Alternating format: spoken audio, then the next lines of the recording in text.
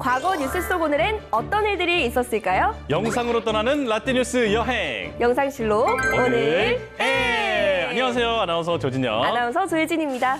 예지 씨 한 주간 네. 잘 지내셨죠? 네, 너무 잘 지냈죠. 저는 뭐 요즘에 사실 많이 날씨가 따뜻해졌잖아요. 그래서 제가 올해 목표가 이제 건강 챙기기였는데 건강을 아주 열심히 챙기고 있어요. 산책도 그래요? 하고 자전거도 타고 뭐 그러고 있네요. 저는 벌써 반은 잃었어요. 네. 주식을 했는데 반을 이룬 게 아니라 잃었어요. 그것뿐만 아니라 네. 여러 가지 또 목표했던 걸 이루고 있는데 네. 그중에 하나가 바로 오늘 N이거든요. 오. 네, 제가 오늘 N을 열심히 진행하고 있으니까 벌써 올해 목표는 어느 정도 좀 이룬 게 아닌가 이런 생각이 듭니다. 그러네요. 그러면 이제 진혁 선배의 목표는 이 프로그램이 뜨는 거. 그렇죠. 그렇게 해서 나중에 조재석이 되겠다. 딱 야, 좋습니다. 자, 그러면 오늘의 과거 속엔 또 어떤 소식이 있었을지 기대가 되는데요. 그럼 과거 속 오늘은 어떤 역사가 있었는지 함께 보시죠.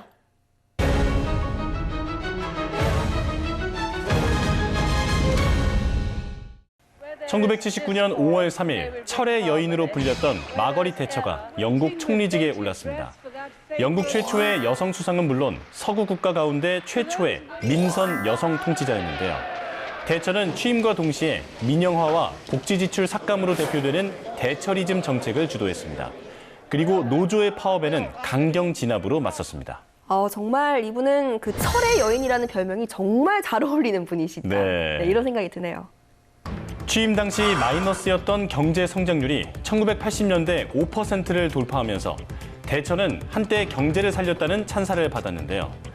1982년 포틀랜드 전쟁을 승리로 이끌며 대외적으로도 영국의 지위를 회복한다는 기치를 내걸었습니다. 퇴임 후에도 기업과 대학 등에서 활발한 활동을 펼친 대처는 2013년 87세를 일기로 세상을 떠났습니다.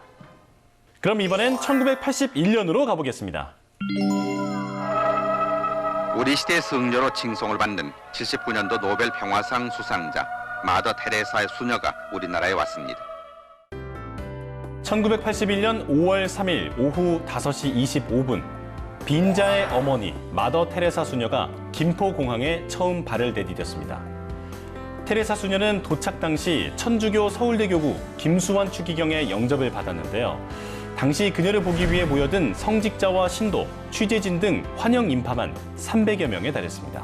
와, 정말 뜨거운 취재 열기였네요. 맞아요. 자, 마중 나갔던 고 김수환 추기경이 보디가드로 나서야 할 정도였다고 하는데요. 그래요? 한 신문에는 당시 기사로 보디가드 김추기경이라고 작성할 정도였다고 합니다. 정말요? 이렇게 테레사 수녀 이렇게 데리고. 추기경님이. 네. 사흘간의 방한 기간 동안 이어지는 기자회견과 대학 강연, 사회복지시설 희망원 방문 등 빡빡한 일정 속에서도 테레사 수녀는 따스한 미소를 잃지 않았는데요. 이후에도 그녀는 다시 한국을 찾아 사랑의 메시지를 전파했습니다. 근데 제가 알아보니까 당시에 이 테레사 수녀님께서 한국의 가정이 매우 건실하고 결합되어 있는 것에 감명받았습니다. 이렇게 방한 소감을 밝히셨다고 해요. 네. 잘 살려주셨어요. 네. 이 테레사 수녀님의 이름만 들어도 참 마음이 따뜻해지는 것 같아요. 맞아요. 네. 자, 그럼 이번엔 2018년으로 가보겠습니다. 2018년 5월 3일 한 방송사의 보도로 세간이 공포에 휩싸였습니다. 시중에서 판매되는 침대 브랜드 매트리스에서 1급 발암 물질인 라돈이 검출됐다는 사실이 알려진 건데요. 이때 진짜 난리도 아니었죠. 맞아요. 여기저기서 막 라돈 측정기 대여하고 막 그렇죠. 집에서 막 이제 매트리스 다 들춰보고. 다 들춰보고 맞아요. 자, 이것 때문에 그 측정기를 주민센터에서 대여해주기도 했었잖아요. 맞아요. 아니 근데 라돈이 안 좋다라는 건 알거든요. 근데 이게 정확하게 뭐예요? 또 사이언스니까 제가 또 알려드릴게요. 네. 라돈은 그 지구상에서 원래 자연적으로 발생되는 그 방사선 기체예요. 네. 미국 환경보호국에서는 그 라돈 기체를 마시는 게 그 흡연 다음에 폐암 요인으로 경고하고 있거든요. 과거에는 암 치료와 같은 방사선을 이용한 그 치료, 또 가스 누출 탐지에 라돈을 이용하기도 했는데 지금은 그 위험성 때문에 이용하고 있지 않습니다. 위험한 물질이었구나. 당시 침대에 함유된 음이온 파우더에는 환경부가 정한 실내 공기 라돈 기준의 3배가 넘는 620 베크렐의 라돈이 검출되면서 논란이 확산됐습니다. 이후 원자력 안전위원회의 조사가 시작됐는데요. 5월 15일 2차 조사 결과에서 해당 브랜드 침대 매트리스 일부 모델에서 라돈 피폭량이 기준치의 최대 9배를 초과한 것으로 나타났다는 결과가 발표됐습니다. 따라서 이 매트리스가 가공 제품 안전 기준에 부적합하다고 판단해서 수거 명령 행정 조치가 내려지면서 대대적인 수거 작업이 이루어졌습니다. 이때 그 수거 과정에서 누가 옮길 것인지 또 보관은 어떻게 할 것인지 논란이 많았던 것으로 기억을 하는데 왜 이 브랜드의 침대에서 유독 많은 라돈의 수치가 검출이 된 걸까요? 사실은 이게 건강 기능 제품으로 만들려다가 네. 이제 이런 일이 일어난 거거든요.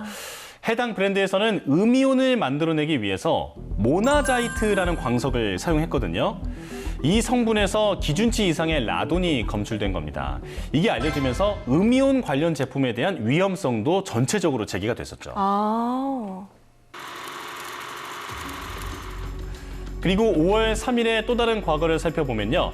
1919년에는 신흥 무관학교의 개교가 있었습니다. 사실상 만주와 간도 일대에 무장 항일 투쟁 초석이 됐던 곳이죠. 맞아요. 그 무장독립군의 신화죠. 규모가 근데 어느 정도였죠? 당시 한 기수에 600명 정도의 인원을 갖췄다고 하는데요. 1920년까지 3,000명에서 4,000명 정도의 졸업생을 배출했는데 그 규모가 커지니까 일제의 집중적인 견제 대상이 됐습니다. 그래서 1920년 이후에는 활동을 멈출 수밖에 없었죠. 그렇구나. 그리고 1984년에는 교황 요한 바오로 2세의 첫 방한이 있었습니다. 그러니까 마더 테레사에 이어서 교황까지 5월 3일에 방한을 하셨네요. 맞아요. 방한 당시 서울 여의도 광장에서 한국 천주교 200주년 기념대회와 한국의 순교성인 103위의 시성식을 집전했는데요. 교황이 바티칸 외부에서 순교인을 성인의 반열에 올리는 시성식을 거행한 경우는 우리나라가 처음이어서 화제가 됐었습니다.